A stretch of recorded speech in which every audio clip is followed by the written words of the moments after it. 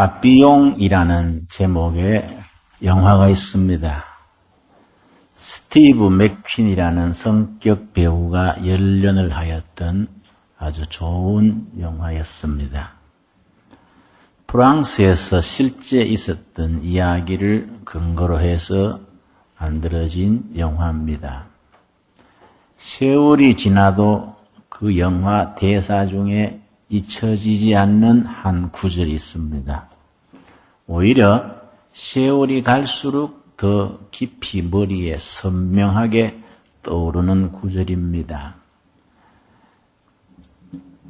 그 구절이 뭐냐 하면은 세월을 낭비한 죄, 이런 구절입니다. 세월을 낭비한 죄.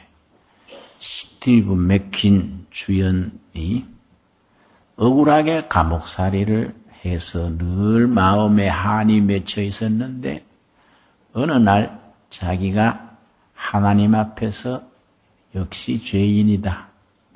무슨 죄인이냐? 세월을 낭비한 죄를 지은 죄인이다. 그렇게 반성하는 대목입니다. 내가 그 대사를 생각하면서 또 마음에 떠오르는 내 스스로 하나님 앞에서 회개하는 생각이 있습니다. 하나님이 주신 은사, 재능을 낭비한 것, 그것도 죄겠구나. 그런 생각을 합니다. 요즘 특별 새벽 기도회를 내가 재단을 쌓으면서 그 생각을 합니다. 하나님 앞에서 나이 들어가면서 세월을 낭비한 죄, 하나님이 주신 은사, 재능을 썩힌 죄, 또 한 가지 더 있습니다. 하나님의 뜻을 앞세우고서는 내 자신의 뜻을 자꾸 이렇게 행동해왔는 허물이 있지 않을까. 하나님의 뜻을 행하는 거기에 인생을 올인하지를 않고 내 생각, 내 뜻을 앞세워 그걸 따르느라고 마치 자동차 헛바퀴 돌리듯이 세월을 낭비하고 시간과 체력과 에너지를 낭비한 허물이 있지 않는가. 그런 반성을 하곤 합니다. 몇 해 전에 미국의 유명한 목사님을 한국에 초청을 했습니다. 그 목사님이 한국 교회를 두루두루 돌아보고 강의도 하고 신학교에 가서 집회도 인도하고 하셨는데 가실 때에 한국 목사님 한 분이 물었습니다. 한국 교회를 돌아보신 소감이 어떠십니까? 물었더니 그 미국 강사님께서 아주 뼈있는 말씀을 했습니다. 글쎄요, 한국교회 목사님들은 예수님이 원하시는 것보다가 더 바쁜 것 같아요. 그런 얘기를 했습니다. 우리 목회자들이 정말 본질을 추구하는 불효부급한 일에 헌신을 하는 것 외에 너무 비본질적인 일에 바쁘고 복잡하게 지냅니다. 그러다가 스스로 지쳐버리는 경우가 많습니다.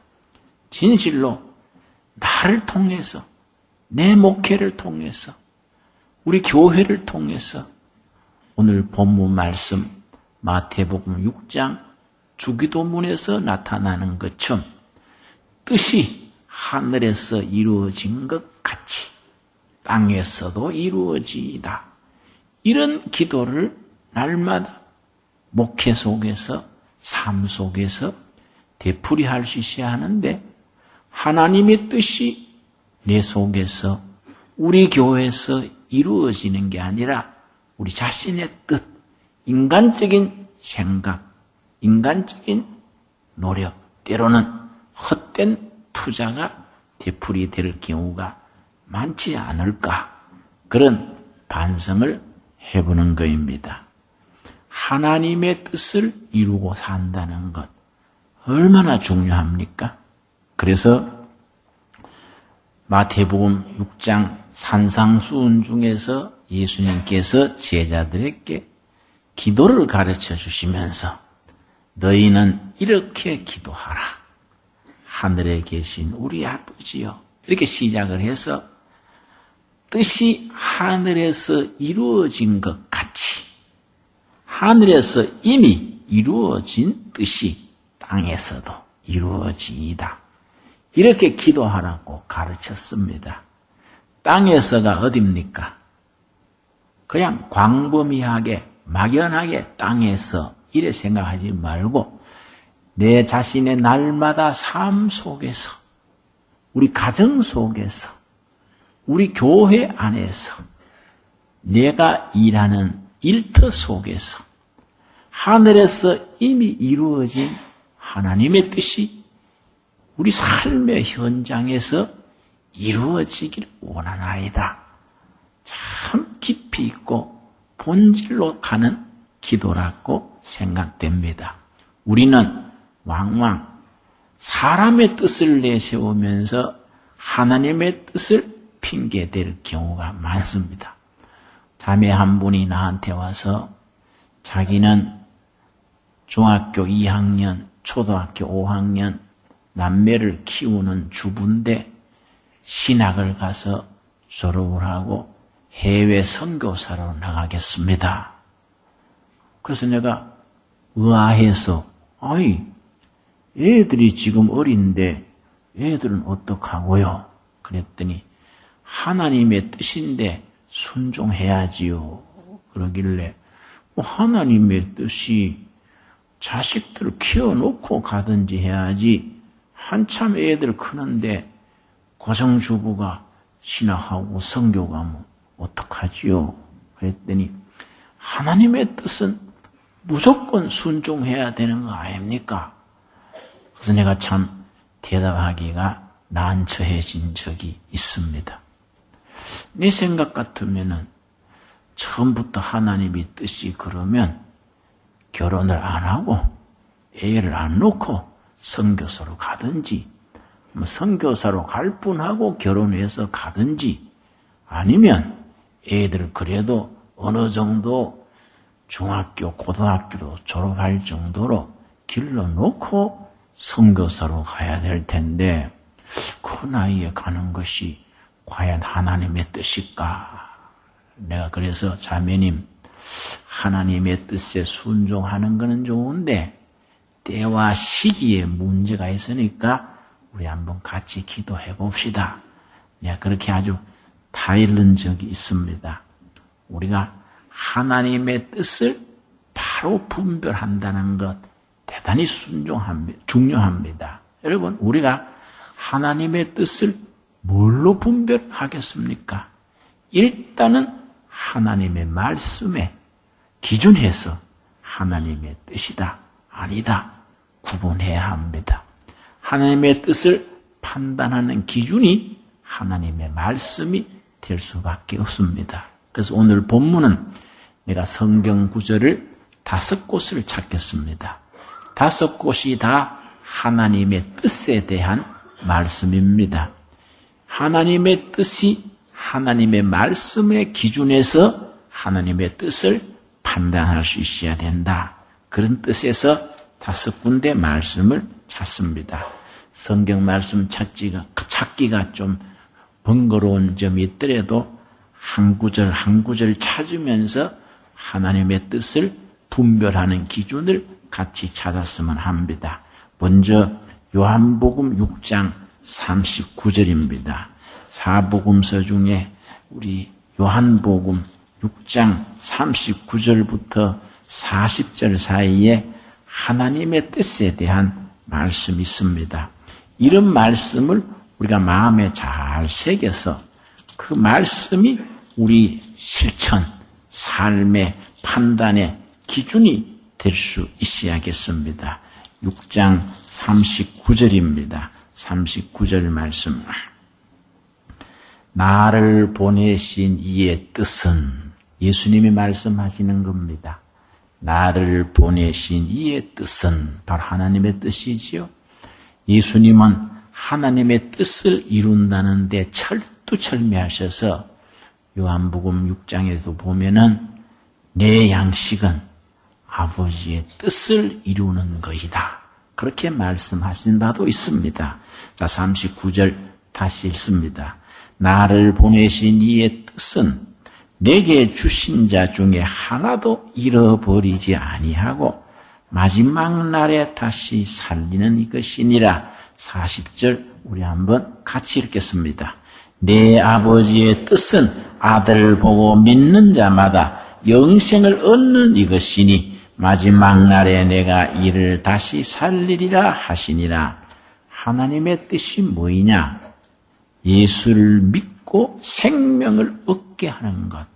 나를 믿는 자마다 영생을 얻게 하는 것. 그것이 하나님의 뜻이라고 했습니다. 가장 중요하지요. 다른 말로 표현하면 구원 역사가 일어나는 것. 하나님의 뜻의 첫째지요. 하나님은 모든 백성이 예수를 믿고 구원받아 생명을 얻게 하는 그게 하나님의 뜻의 첫째입니다. 그런 생명의 역사, 구원 역사가 일어나게 하는 것, 하나님의 뜻의 기본이지요. 그래서 우리가 하나님의 뜻을 분별할 때에 그 일, 그 선택, 그 사건을 통해서 하나님의 아들 그리스도를 믿고 구원받는 역사가 일어나느냐 아니냐, 거기에서 첫 번째 하나님의 뜻을 분별하는 기준으로 삼아야겠습니다. 두 번째는 데살로니가 전서 4장입니다. 우리 천천히 한번 말씀을 찾으면서 우리가 살펴보겠습니다. 데살로니가 전서 4장 3절 말씀 우리 천천히 찾습니다. 성경을 찾을 때는 서두르면 더 잘안 찾기니까 천천히 4장 3절 우리 찾습니다. 신약 성경 331페이지입니다. 여러분 바쁠 써서 평소에 성경을 자주 못 읽는 분들은 내가 강대상에서 보면 표가 나요. 데살로니가 그런데 창세기서부터 찾아 내려오니 아마 설교 마칠 때나 데살로니가에 도착할 수 있겠지요. 그래서 내가 급한 대로 페이지를 일러드리는 겁니다. 신약 성경 331쪽에 4장 3절 시작이 뭐라 그랬습니까? 하나님의 뜻은 이것이니, 하나님의 뜻을 지금 설명해 주는 겁니다. 너희의 거룩함이라 곧 음란을 버리고 각각 거룩함과 존귀함으로 자기의 아내 대할 줄을 알고, 그 다음 7절이 하나님의 뜻의 기준이 다시 반복됩니다. 우리 같이 읽겠습니다. 하나님이 우리를 부르심은 부정하게 하심이 아니요 거룩하게 하심이라. 우리로 하여금 거룩한 삶, 거룩한 백성 되게 하는 것, 그것이 하나님의 뜻입니다. 내가 아는 젊은 청년이 결혼을 해야 되는데 두 후보가 있다는 거이죠. 한 분은 명문대학 나오고 인물도 부장한데, 또 한 분은 고등학교 나왔는데 기도를 깊이 하는 여성인데 어떤 쪽이 좋은지 아침 저녁으로 생각이 바뀝니다. 그래서 참 골치 아픈 일이네. 어떡하나. 내 생각에는 어느 쪽에 결혼하는 것이 거룩한 삶을 사는데 더 도움이 될까? 그 기준으로 선택하는 것이 어떻겠나. 일생을 하나님의 뜻인 거룩하게 사는 쪽에 어느 쪽이 더 도움이 될까 판단하는 것이 어떻겠나. 내가 그렇게 일러준 적이 있습니다. 하나님의 뜻은 자기 백성 우리가 세상 속에 살면서도 거룩하게 사는 것, 그걸 하나님의 뜻이라고 일러주는 겁니다. 그래서 우리가 예수를 믿음으로 영생을 얻어서 그 다음 다른 말로 구원받은 뒤에 거룩하게 사는 것, 이것이 하나님의 뜻의 기준이지요. 이 첫 번째와 두 번째를 합친 성경의 구절이 요한복음 10장 10절입니다. 요한복음 10장 10절이 첫 번째, 두 번째 뜻을 합쳐놓은 구절이라 하겠습니다.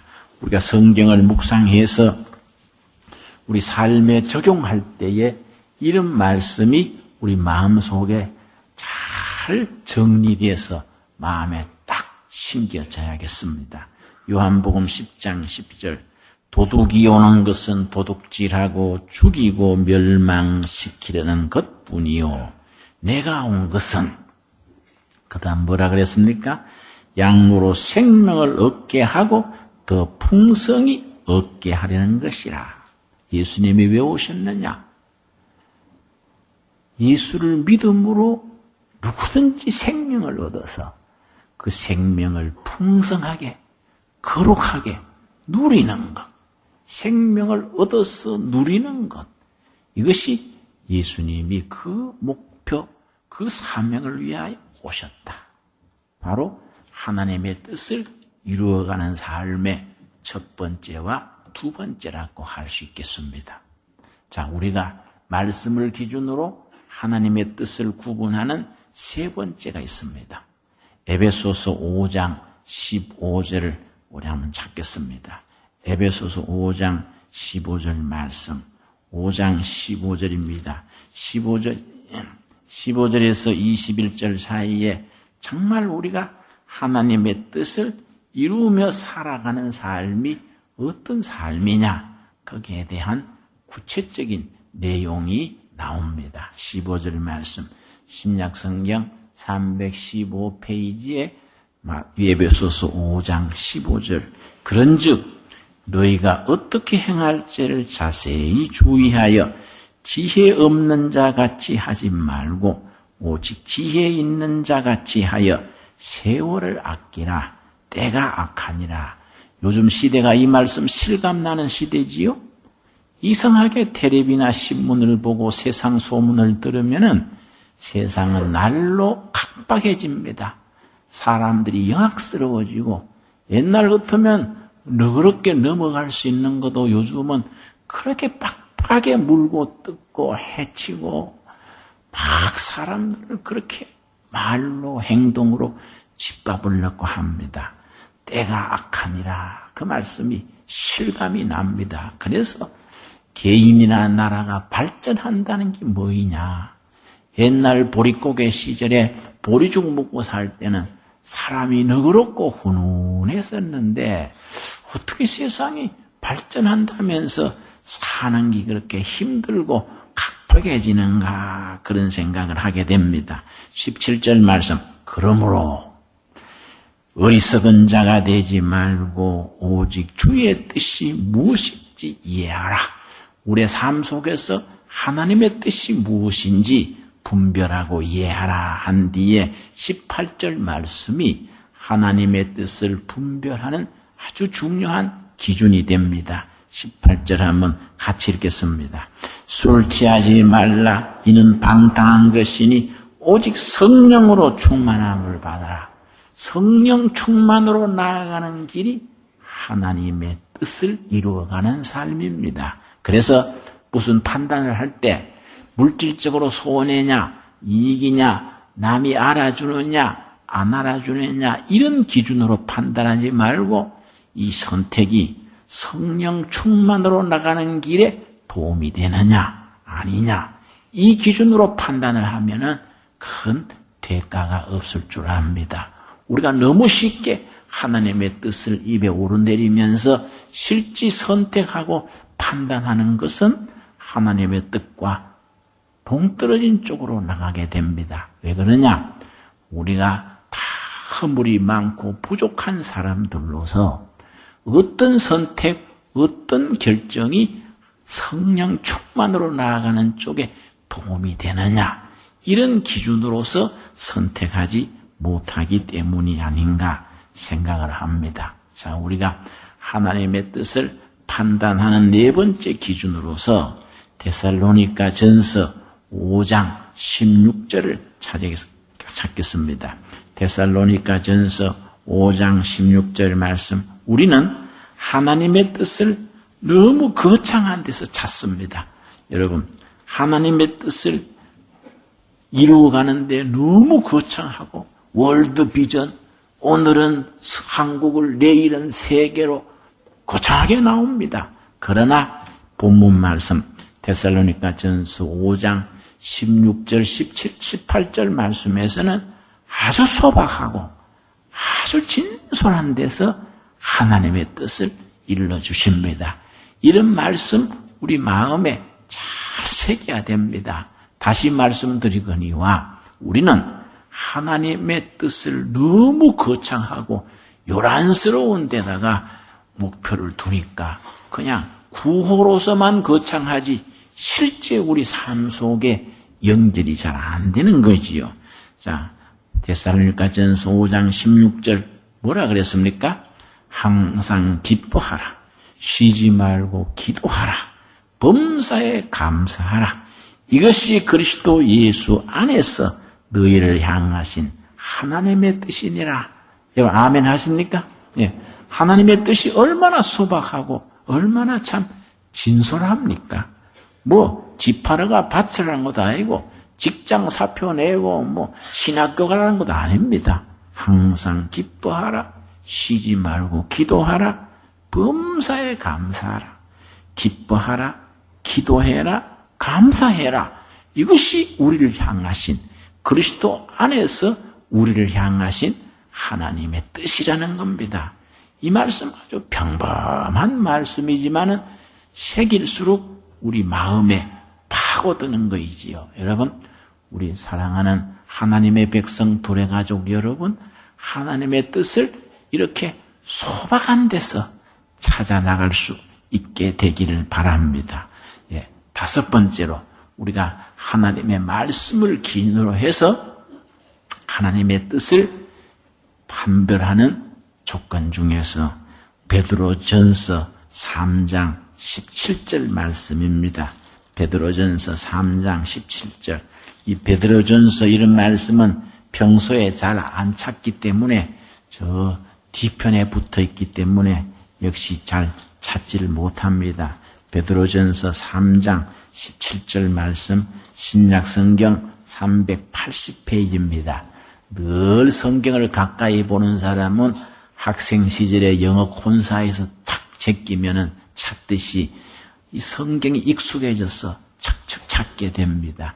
자, 베드로전서 3장 17절의 말씀. 자, 16절부터 읽겠습니다.